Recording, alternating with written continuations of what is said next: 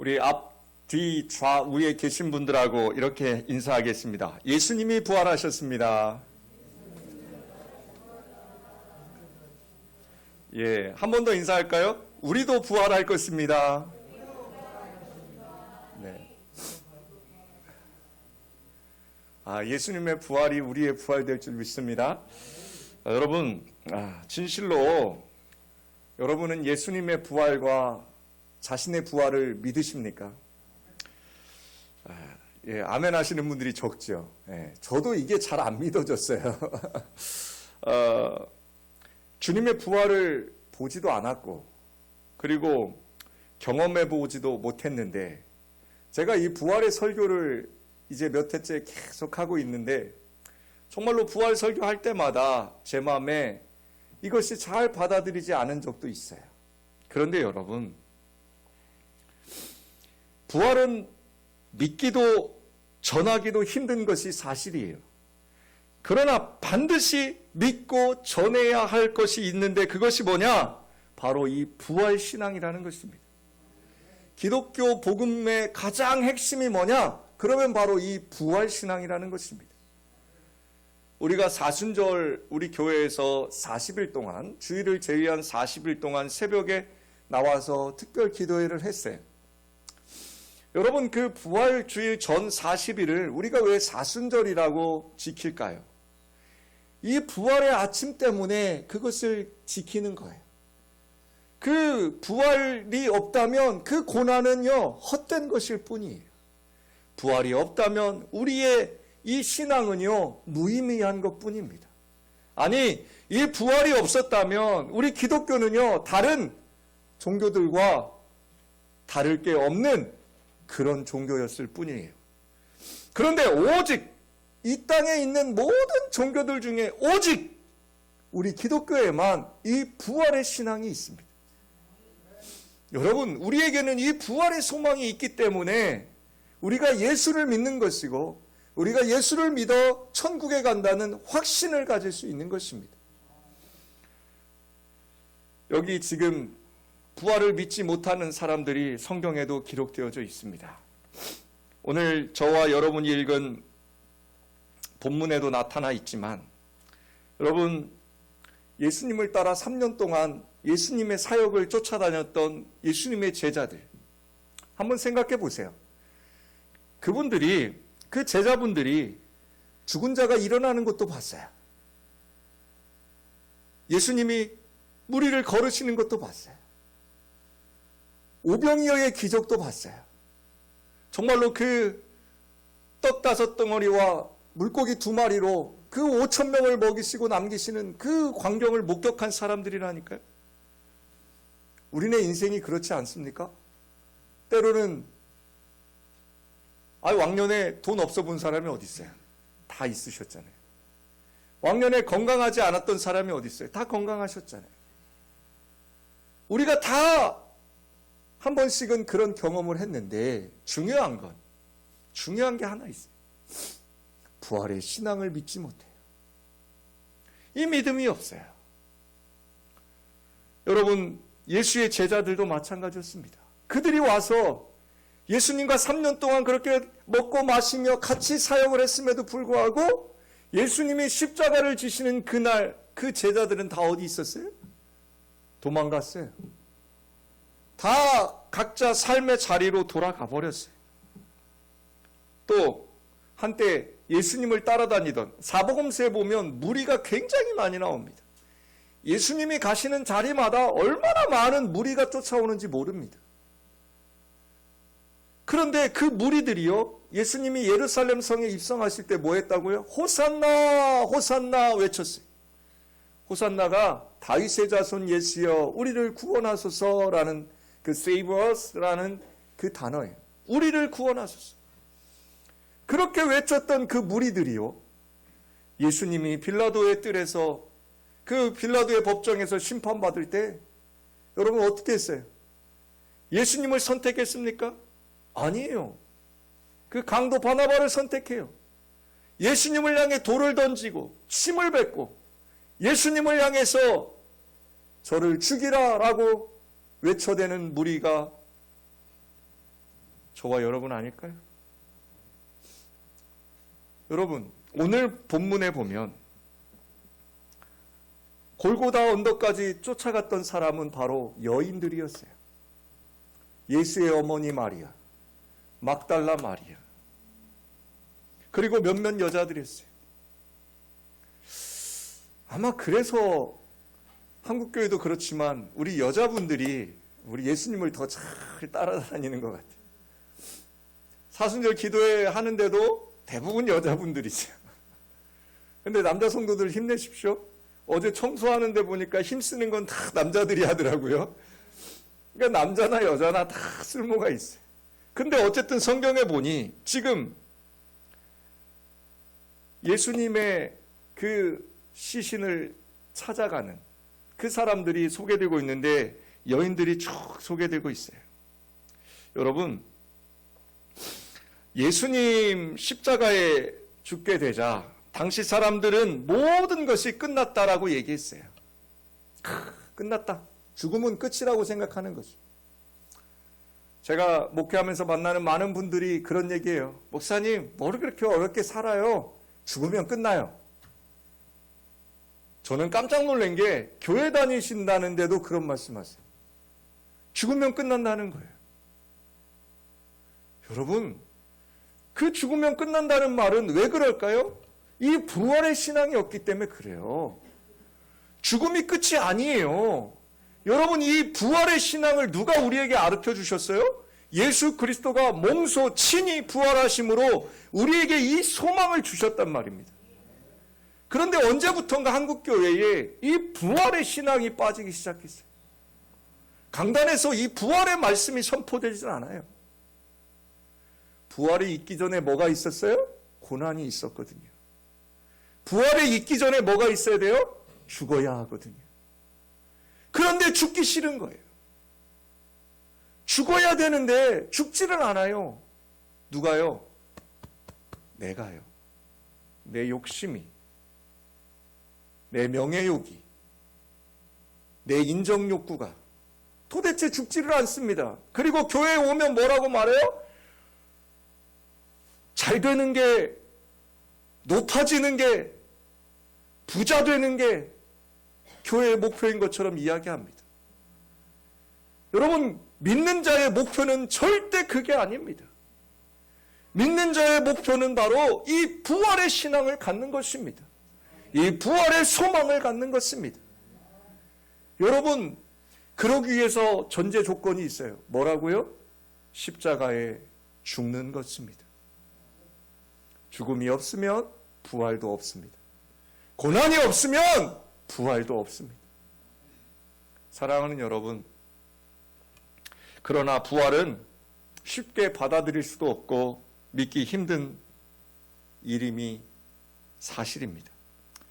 그런데 예수님은 그 연약함을 아시고 끝까지 부활하신 후에도 뭘 하셨어요?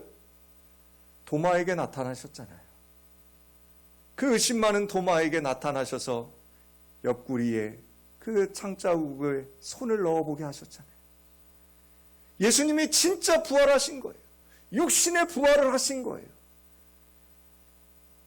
의심 많은 도마가 그것을 통해서 부활하신 주님을 확인합니다. 사랑하는 여러분, 다메섹 도상으로 예수 믿는 자들을 쫓아가던 사울에게 예수님이 나타나십니다. 사울아, 사울아, 나는 내가 핍박하는 예수니라. 여러분, 그 예수님을 만난 그 사울이 변하여 바울이 되었습니다. 사랑하는 여러분, 오늘 마가복음 16장에는 안식일 지난 첫날, 바로 오늘이죠.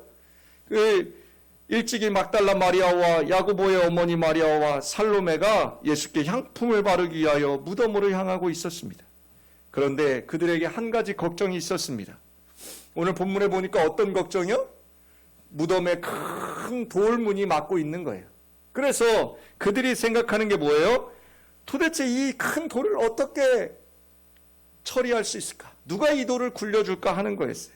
그런데 그 무덤에 들어가 보니까 오늘 본문에 한 청년, 흰옷 입은 한 청년이 앉아 있었습니다. 여자들이 그 청년을 보고 놀랬지요. 그런데 그 청년이 이야기합니다. 놀라지 마라. 너희가 십자가에 못 박히신 나사렛 예수를 찾느냐? 그는 살아나셨고 여기 계시지 아니하니라. 보라, 그를 두었던 곳이 비어있지 않느냐? 가서 그의 제자들과 베드로에게 이르기를 예수께서 너희보다 먼저 갈릴리로 가시나니 전에 너희에게 말씀하신 대로 너희가 가서 배우리라 하라. 이 말씀은 어떤 말씀이에요? 주님이 살아나셨다. 주님이 부활하셨으니까 주님이 생전에 돌아가시기 전에 먼저 말씀하신 그 말씀하신 대로 살아나셨고 먼저 갈릴리로 가셨으니 너희는 베드로와 제자들에게 부활의 소식을 전하면 된다라는 그 부활의 소식을 증거합니다. 그러나 여자들은요, 예수님의 시신이 사라졌다는 그 사실에 집중해요. 중요한 거예요? 뭐에만 집중한다고요? 사실에만요. 사실은 뭐예요? 눈으로 보이는 것, 귀로 들리는 것, 만져볼 수 있는 것, 먹어볼 수 있는 것. 여러분이 그것을 사실이라고 합니다. 여자들이 지금 두려워하고 그 부활의 소식을 듣고도 그들이 집중하는 게 뭐라고요? 사실이에요. 눈에 보이는 거예요. 그런데 이 여인들 누구였죠, 여러분? 제가 말씀드렸잖아요. 제자들도 도망가고 무리들도 예수님을 배신했지만 그 십자가의 그 고난의 자리까지 쫓아갔던 여인들, 그리고 예수님이 죽으시고 나서도 예수님의 시신을 장사하기 위해서 그 로마 병정이 지키는 그 무덤에까지 가는 게 이 여인들이었어요. 얼마나 큰 믿음의 소유자들이에요. 그런데 그렇게 큰 믿음의 소유자들도 지금 예수님의 그 부활하신 소식 앞에는 뭘 보고 있어요? 사실을 보고 있어요. 여러분, 부활의 소식을 그들조차도 믿지 못하고 있는 것을 오늘 마가복음에는 기록하고 있어요. 그런데 요한복음에도 이 부활의 사건이 기록되어져 있어요. 요한복음의 20장에 이게 쭉 기록되어 있는데, 요한복음 20장 3절로 8절의 기록을 보면 안식 후 첫날 아직 어두울 때에 예수님의 무덤을 찾은 막달라 마리아는 무덤에 돌문이 열려진 채 시신이 사라진 것을 보고 놀라 베드로와 제자들에게 알리면서 주님이 어디 계신지 알지 못하겠다고 말합니다. 요한복음은 조금 배경이 달라요. 요한복음 20장에는. 그런데 그 소식을 들은 베드로와 다른 제자가 무덤에 달려 도착하기 전에 다른 제자가 먼저 탁 도착해 있었어요. 그러면서 그 제자가 무덤에 돌문이 굴려져 있는 걸 보고 들어가지 못하는 거예요. 무서워서. 그런데 요한복음 20장 9절에 보면 그들은 성경에 그가 죽은 자 가운데서 다시 살아나야 하리라 하신 말씀을 아직 알지 못하더라 라고 증언합니다. 제자들이 그 여인의 말을 듣고 예수님의 그 무덤에 가서 그 빈 무덤을 보면서도 그들이 예수님이 하셨던 그 말씀, 내가 다시 살아나리라 하는 그 말씀을 기억한 게 아니라 그들이 뭘 보고 있어요? 사실. 지금 닥친 사실을 보고 있다는 거예요. 사랑하는 여러분, 부활이라는 이 단어 자체가 얼마나 엄청난 단어인지 모릅니다. 다시 사셨다는 것, 쉽게 믿을 수가 없어요. 요한복음의 기록은 여기서 멈추지 않아요. 자, 이제 보면 무덤 밖에서 울고 있던 막달라 마리아에게 부활하신 예수님이 직접 모습을 나타내 보이십니다. 하지만 마리아가요, 처음에는 예수님을 알지 못해요. 예수님인 줄 모릅니다. 예수님이 직접 나타나셨는데 마리아가 못 알아봅니다. 그런데 부활하신 예수님께서 다정한 목소리로 마리아를 부르십니다. 마리아야. 그러자 마리아가 요한복음에 보면 몸을 돌렸다, 돌이켰다라는 단어가 있어요. 돌이켰다. 여러분, 이 돌이켰다가 무슨 뜻을 가지고 있냐면 완전히 몸을 돌려서 그분을 집중해서 보았다라는 뜻이에요. 돌이키시길 부탁드립니다. 여러분, 의심하지 마시고 사실에 근거해서 바라보려고 하지 마시고 믿음의 눈을 들어서 완전히 주님께 여러분의 몸과 마음을 내어 맡기시기를 부탁드립니다. 사실에 집중하게 되면요, 기독교의 신앙은 도대체 받아들이기 힘듭니다. 아니, 그렇다고 해서 기독교의 신앙이 허구맹랑한 신앙이 아니에요, 여러분. 역사적으로, 객관적으로 이 부활이, 이 예수님의 이 사건이 기록되어져 있는 걸 우리는 알 수 있어요. 단, 이 역사적이고 객관적인 이 사실 앞에 사람들이 뭐가 없어요? 믿음의 눈을 가지고 보질 않아요. 그렇기 때문에 이 부활의 신앙을 그들이 가질 수가 없어요.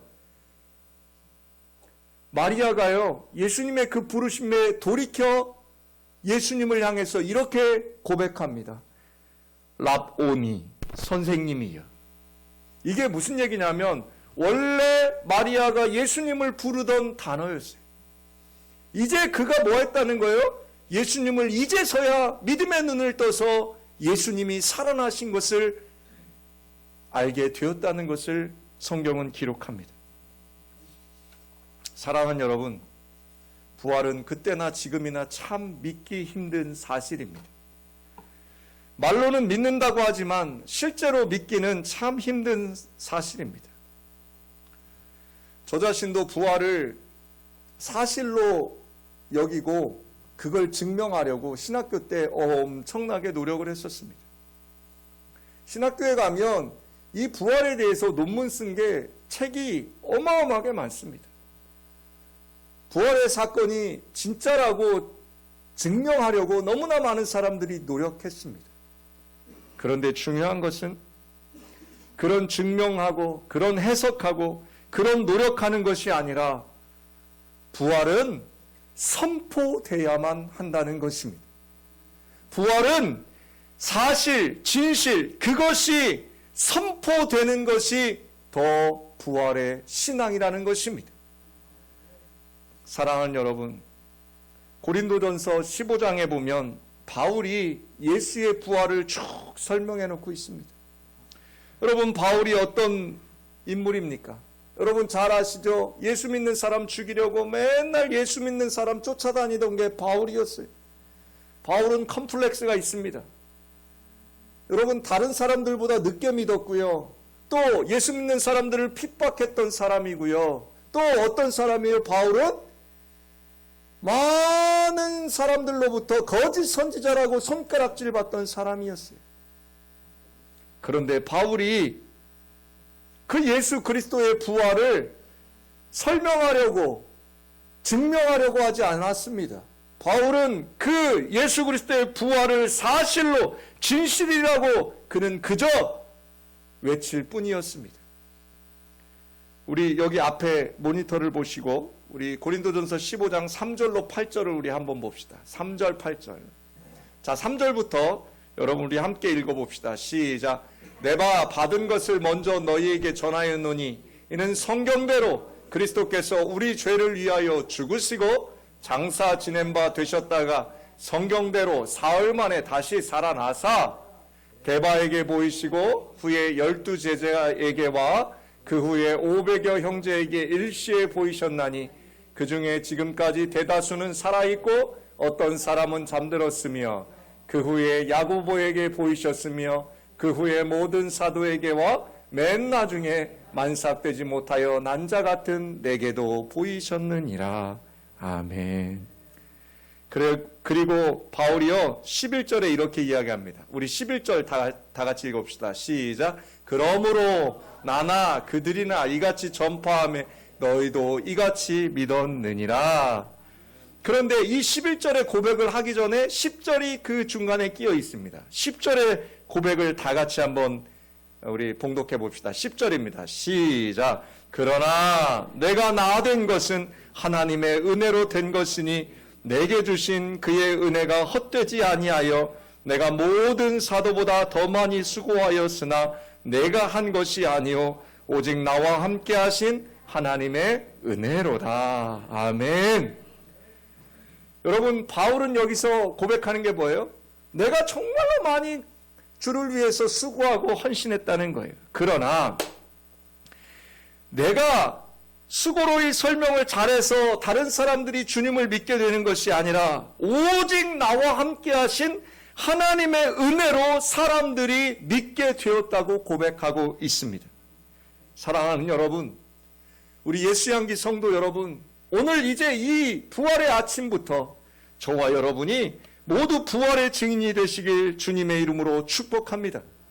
설명하려고 증명하려고 하지 마시고 해석하여 이해시키려 하지 마시고 있는 그대로 죽으셨다가 다시 사신 예수를 선포하는 부활의 증인이 되시길 부탁드립니다.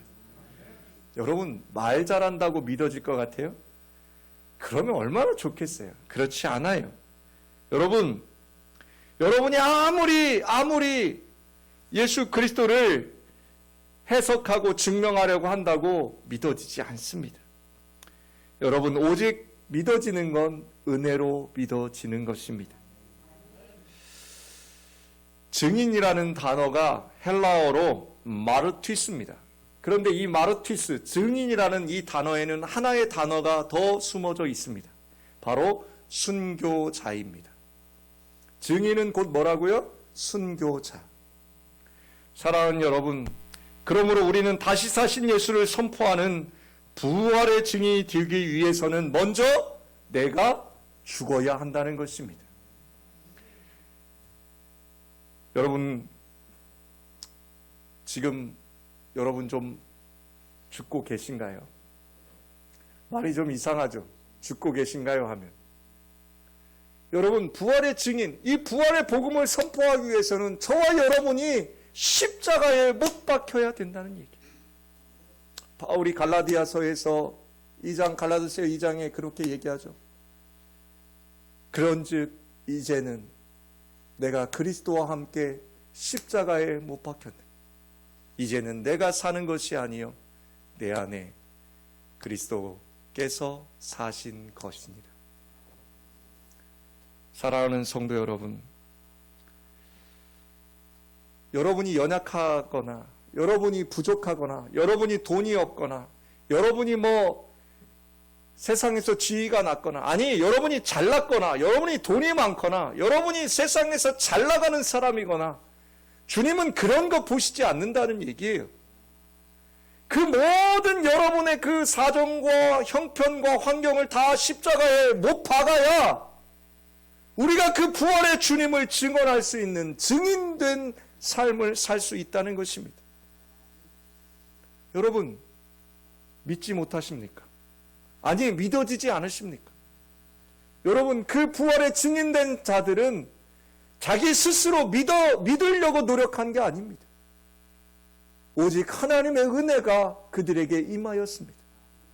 오늘 이 시간 저는 너무나 감사하게도 오늘 세례를 베풀게 하신 것이 얼마나 감사한지 모르겠습니다. 여러분, 오늘 세례받는 성도는 무엇인가 해석되어지고 무엇인가 설명되어지고 어떠한 사실에 근거해서 그가 이 세례를 받는 것이 아닙니다. 여러분, 그가 지금 이 세례의 예식에 동참하고 오늘 이 예배에 올 수 있는 것은 전적인 하나님의 은혜임을 고백합니다. 여러분도 그 은혜를 받은 사람들입니다. 여러분, 놓치지 마십시오. 오늘 이 예배를 여러분 정말로 감사함으로 받으시고 그 부활하신 주님의 증인 되시기 위해서 날마다 그 십자가를 바라보며 자기를 부인하고 자기를 십자가에 못 박는 그런 주님의 증인 되시기를 부탁드립니다. 말씀을 맺습니다. 사랑하는 여러분, 오늘 예수 그리스도의 그 부활의 기쁜 소식을 우리가 온 세상에 증거하는 날이 오늘 부활 주일입니다. 그런데 세상에서 뉴스에 보니까 세상에 마치 부활절에 교회 가면 다 코로나 걸려 죽는 줄 알아요. 부활절에 교회 가지 말라고 어찌나 다들 얘기하는지 모르겠어요. 여러분, 교회처럼 안전한 곳이 어디 있어요? 이렇게 안전하게 저희가 예배를 드리는데, 여러분 그 사실에 집중하지 마시고요, 여러분 그 믿음으로, 그 은혜로 여러분 예배하시기를 부탁드립니다. 그리고 날마다 부활의 증인되어서 그 부활하신 주님을 노래하시는, 증인된 삶 살아가시는, 그 하나님의 은혜로 살아가시는 우리 예수양기 성도 되시길 축복합니다. 기도합시다. 부활하신 주님을 찬양합니다. 오늘 우리에게 부활의 증인되라 말씀하여 주시니 감사합니다. 주님, 먼저 우리가 십자가에 못 박히게 도와 주시옵소서.